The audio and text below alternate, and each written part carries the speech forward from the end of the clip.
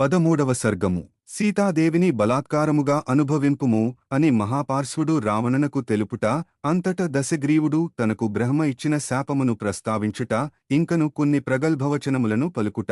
కుంభకర్ణుడు పలికిన నయవచనములకు రావణుడు క్రుద్ధుడయ్యెను. అప్పుడు మిగుల బలశాలియైన మహాపార్శ్వుడు అది గమనించి, ఆ లంకాధిపతి క్రోధమును నివారించు ఉపాయమును గూర్చి కొంతతడవు ఆలోచించి ప్రాంజలియే ఇట్లు నుడివెను. పెద్ద పులులు మొదలగు క్రూర మృగములతో విషసర్పములతో నిండి దుర్గమమైన వనములో ప్రవేశించినవాడు అచట తనకు కమ్మని మధువులు లభించిననో వాటిని సేవింపనిచో అతడు ఎంతయు మూర్ఖుడు.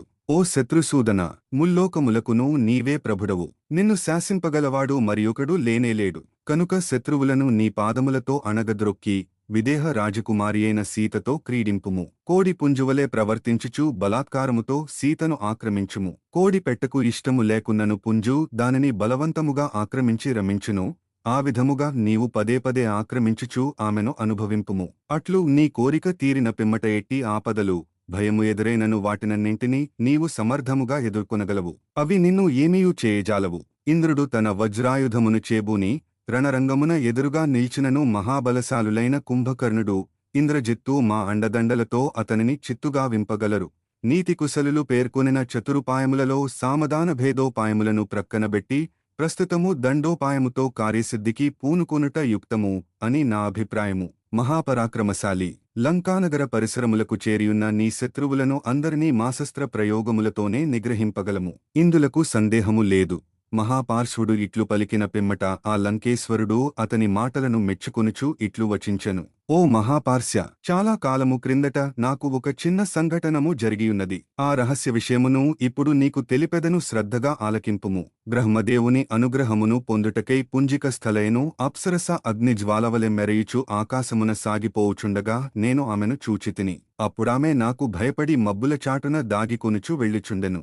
అంతటా నేను ఆమెను వివస్త్రను గావించి బలవంతముగా అనుభవించితిని. పిమ్మట ఆమె బ్రహ్మదేవుని భవనమునకు చేరెను. అప్పటి ఆమె స్థితి ఏనుగు నలిపి పడవేసిన తామరకాడవలే దయనీయముగానుండెను.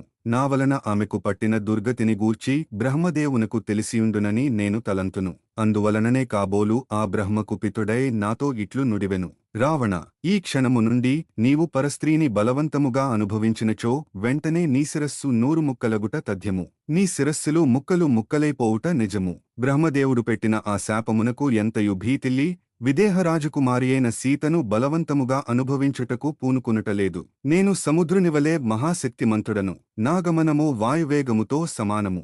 శ్రీరాముడు ఈ విషయములను ఎరుంగకయే కాబోలు నాపై దండెత్తుటకు వచ్చుచున్నాడు. పర్వత గుహలో సుఖముగా నిద్రించుచున్న సింహమువలెను, మృంగివేయుటకు సిద్ధముగానున్న మృత్యుదేవతవలెను భయంకరముగానున నన్ను ఆ రాముడు రెచ్చగొట్టుటకు ప్రయత్నించుచున్నాడు. భయంకర విష సర్పములవలే రణరంగమున నాచే ప్రయోగింపబడెడి నిశితములైన బాణముల యొక్క ప్రభావమును శ్రీరాముడు చవిచూచి ఎరుగడు. అందువలననే అతడు నా మీదికి దండెత్తి వచ్చుచున్నాడు. ప్రజ్వలించుచున్న కాగడాలతో మానవులు ఏనుగునువలే నేను వజ్రతుల్యములైన నా బాణములతో క్షణములో ఆ రాముని పరితపింపజేయుదును. ఉదయించుచున్న సూర్యుడు ప్రాతకాలమున నక్షత్రముల కాంతినివలే అపారమైన సైన్య సంపదగల నేను రాముని యొక్క బలములను నిర్వీర్యమోనర్పగలను. సహస్రాక్షుడైన ఇంద్రుడుగాని పాశహస్తుడైన వరుణుడుగాని యుద్ధమున నన్ను ఎదిరింపజాలరు. ఇదివరలో కుబేరునిచే పరిపాలింపబడుచున్న ఈ లంకానగరమును నా బాహుబలముచే వశపరుచుకొంటిని.